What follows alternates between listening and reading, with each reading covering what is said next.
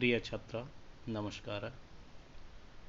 अद्य वयं त्रयोदशपाठः अमृतं संस्कृतम् इत्यस्य विषये किंचित पठामः। प्रिय बच्चों नमस्कार। आज हम त्रयोदश पाठ अमृतं संस्कृतम इसके बारे में कुछ पढ़ेंगे। अमृतं संस्कृतम का अर्थ है संस्कृत रूपी अमृत। ये पाठ इकारांत स्त्रीलिंग से युक्त है। इकारांत कहते हैं जिस शब्द के अंत में ई लगाओ, जैसे सखी, नदी, मती, लेकिन ये ह्रस्व इकारांत है। देखो ई छोटा है इसमें, तो मती, सखी, रात्रि इत्यादि ऐसे जो शब्द है ये इकारांत स्त्रीलिंग शब्द है। सखी दीर्घ इकारांत है यहाँ पर। रात्रि और मति ह्रस्व यानी कि छोटा ई से युक्त स्त्रीलिंग शब्द है। तो इसका अनुवाद मैं अभी करता हूँ, ध्यान से देखें। विश्वस्य उपलब्धासु भाषासु संस्कृत भाषा प्राचीनतमा भाषा अस्ति। अस्ति का अर्थ होता है। यहाँ पर प्राचीन का अर्थ होता है बहुत पुरानी। एक प्राचीन होता है, एक प्राचीनतर होता है, एक प्राचीनतम होता है। तो प्राचीन पुराना, प्राचीनतर उससे भी पुराना और प्राचीनतम सबसे पुराना। तो यहाँ पर विश्व की उपलब्धासु उपलब्ध भाषासु भाषाओं में संस्कृत भाषा सबसे प्राचीन भाषा है। भाषेयम यहाँ पर गुण संधि हो गई है, भाषा प्लस एयम। भाषेयम अनेकाशाम भाषाणाम जननी मता। यह भाषा, इयम भाषा, यह भाषा अनेकाशाम अनेक भाषाओं की जननी मानी गई है। प्राचीनयोः ज्ञान विज्ञानयोः निधि अस्याम सुरक्षिता। प्राचीन ज्ञान विज्ञान की निधि भंडार, प्राचीन ज्ञान विज्ञान का भंडार इसमें सुरक्षित है। संस्कृतस्य महत्व विषय केनापि कथितम। संस्कृत के महत्व के विषय में किसी के द्वारा कहा गया है। भारतस्य प्रतिष्ठे द्वे। भारत की दो चीजें ही प्रतिष्ठित है, सम्मानित है। कौन कौन सी? संस्कृतम संस्कृतिस तथा। एक तो संस्कृत प्रतिष्ठित है और एक भारत की जो संस्कृति है वो प्रतिष्ठित है। प्रतिष्ठित कैसे है संस्कृति? जैसे जम्मू कश्मीर में अलग वस्त्र है, अलग खाना है, पंजाब में अलग है, हिमाचल प्रदेश में अलग है, हरियाणा की संस्कृति अलग है, राजस्थान की अलग है, केरल की अलग है, लेकिन फिर भी सब कुछ सबका अलग अलग होते हुए भी भारत एक है। तो इसलिए कहा गया है भारत की दो चीज़ें प्रतिष्ठित है। संस्कृतम, वर्ल्ड में संस्कृत, विश्व में संस्कृत एक ही तरह से बोली जाती है, संस्कृतिस तथा। और उसकी संस्कृति अलग अलग होते हुए भी एक ही है, इसलिए भारत की दो चीज़ें प्रतिष्ठित है, एक तो संस्कृत और एक संस्कृति। इयम भाषा अतीव वैज्ञानिकी। यह भाषा बहुत ही वैज्ञानिकी है। अब वैज्ञानिकी कैसे है? इस भाषा के माध्यम से बहुत सारे आविष्कार भी हुए हैं, जिनका कभी आप सम्मुख हुए, सामने हुए तो मैं आपको ज़रूर दिखाऊंगा।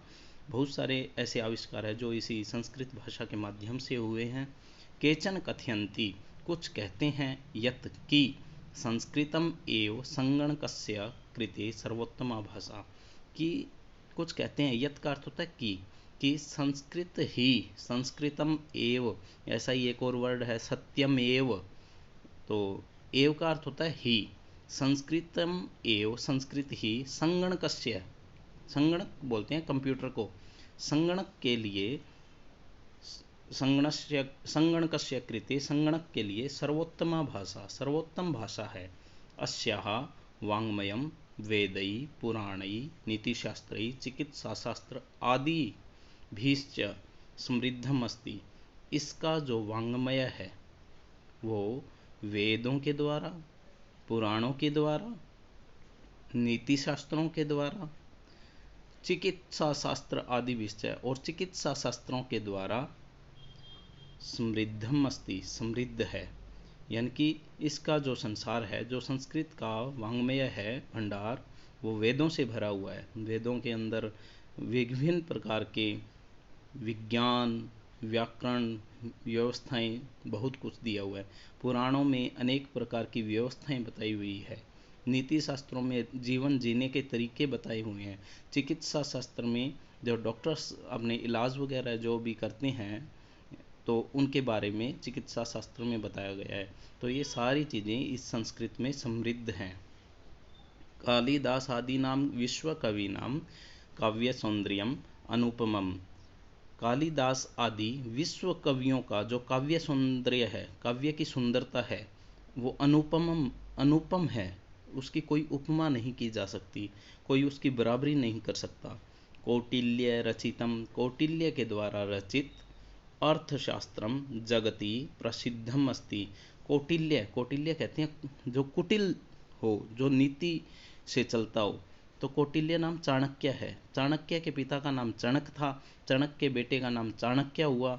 और चाणक्य बहुत ही तीव्र दिमाग का था, बहुत तेज दिमाग का था, मतलब बहुत ही जबरदस्त दिमाग का था, तो इसको कौटिल्य नाम दे दिया। असली नाम इसका विष्णु शर्मा था। तो कौटिल्य के द्वारा जो रचा हुआ अर्थशास्त्र है, जगति प्रसिद्धमस्ति, वो संसार में प्रसिद्ध है। गणित शास्त्रे, गणित शास्त्र में, गणित कहते हैं मैथ्स को, गणित शास्त्र में शून्यस्य प्रतिपादनम, शून्य का जो प्रतिपादन कहते हैं शुरुआत, आरंभ, यहाँ पर आविष्कार शब्द भी कह सकते हैं। गणित में शून्य का जो आविष्कार है वो सर्वप्रथम आर्यभट्ट अकरोत, आर्यभट्ट ने किया था। आर्यभट्ट हमारे भारत के हुए हैं, उन्होंने शून्य का प्रतिपादन किया था। इस विषय में एक सॉन्ग है, पुराना गाना भी है, जब शून्य दिया मेरे भारत ने, जब जीरो दिया मेरे भारत ने, दुनिया को तब गिनती आई। तो ऐसी जो लाइन लिखी है वो आर्यभट्ट जी के कारण ही है कि आर्यभट्ट जी ने हमारे देश को शून्य, हमारे देश को नहीं, पूरे संसार को शून्य दिया था। शून्य के कारण ही गिनती आगे बढ़ी थी। चिकित्सा शास्त्रे चरक सुश्रुतयो योगदानम विश्व प्रसिद्धम। चिकित्सा शास्त्र में चरक, चरक और सुश्रुत, चरक और सुश्रुत दो डॉक्टर हुए हैं पुराने टाइम के, दो महर्षि थे जो चिकित्सा शास्त्र में इंटरेस्ट रखते थे, चिकित्सा शास्त्र डॉक्टरी लाइन में इंटरेस्ट रखते थे। तो इन्होंने शल्य चिकित्सा की थी, दवाइयों के माध्यम से लोगों का उपचार करते थे। ये दो थे, एक का नाम था चरक और एक का नाम था सुश्रुत। तो चिकित्सा शास्त्र में चरक और सुश्रुत का जो योगदान है वो विश्व प्रसिद्ध है। संस्कृते यानी अन्यानि शास्त्राणि विद्यन्ते, संस्कृत में जो अन्य शास्त्र विद्यमान हैं, तेषु उनमें वास्तुशास्त्रम, वास्तुशास्त्र होता है जो घर बनाते हैं, तो घर की नींव से लेकर सारा कार्य भी, कहाँ पर क्या रूम बनाना चाहिए, क्या करना चाहिए, कहाँ पर क्या रखना चाहिए, ठीक है, इस कला को वास्तुशास्त्र कहते हैं। उनमें वास्तुशास्त्र, रसायन शास्त्र, रसायन शास्त्र में होता है भी कोई भी जैसे दवाइयाँ वगैरह तैयार करनी होती है तो रसायन शास्त्र में है। खगोल विज्ञान, खगोल विज्ञान है, ख का अर्थ होता है आकाश, ठीक है। खगोल विज्ञान ये हमें आकाशीय जो व्यवस्थाएं हैं उनके बारे में जानकारी देता है। आकाश में जो उल्कापिंड है, तारे हैं, उनके बारे में जानकारी देता है। ज्योतिष शास्त्रम, ज्योतिष शास्त्रम सूर्य के ऊपर आधारित है। ज्योति का अर्थ होता है प्रकाश, प्रकाश सूर्य के माध्यम से आता है, तो सूर्य के ऊपर आधारित जो शास्त्र है वो ज्योतिष शास्त्र है। विमान शास्त्रम, विमान शास्त्र यानी कि उड़ने से संबंधित जो भी बनाए गए हैं तो उसे विमान शास्त्र बोला गया। इत्यादि उल्लेखन, यानी ये उल्लेखन यहाँ पर लिखे गए हैं संस्कृत में। संस्कृत में जो अन्य शास्त्र विद्यमान हैं उनमें वास्तुशास्त्र, रसायन शास्त्र, खगोल विज्ञान, ज्योतिष शास्त्र, विमान शास्त्र इत्यादि उल्लेखित हैं, यानी कि लिखे गए हैं संस्कृत में।